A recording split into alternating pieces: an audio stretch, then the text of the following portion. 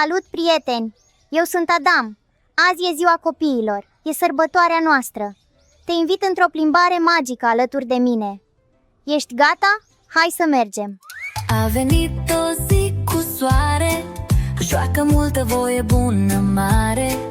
Ne dăm azi pe carusel, râdem toți, e super fel.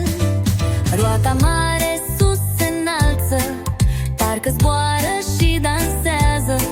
Văd orașul mic de sus, ce frumos, nu-i niciun plus. Pe căluț măsui zâmbind, galben vesel zburând, tropăiești și râde lin, ca în visul cel mai plin. Topăi sus pe trambulină, sunt o minge, zbor în lumină. Sar și tu, e rândul tău, hai să fim în joc mereu. Pe tobogan cobor rapid, ca un fulg ușor timid, sus apoi în jos din nou. Nu mi-e teamă, sunt erou. Oglinzi haioase peste tot, mă văd altfel, râd de tot. Urechiușe mari și nas, hai să râdem, nu-i impas. Conduc mașina, pip, pip, pip, facem tur într-un sprint, tip, tip. Viraj, zâmbet și un salut, toți prietenii vin mai mult.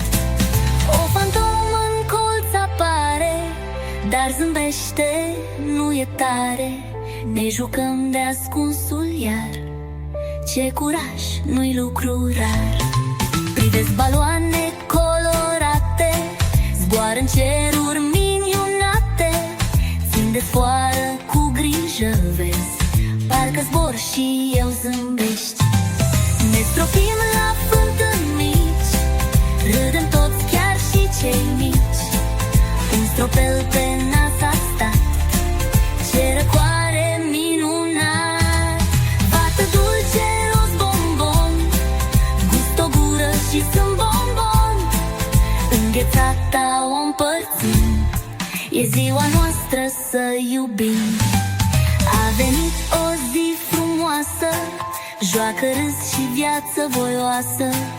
Ține minte, drag prieten, azi e zi de joc și bine. Ura! Ce zi minunată a fost! Bravo! Că m-ai însoțit până la capăt. Nu uita să dai like și să te abonezi la canalul meu. Pe curând, prietene!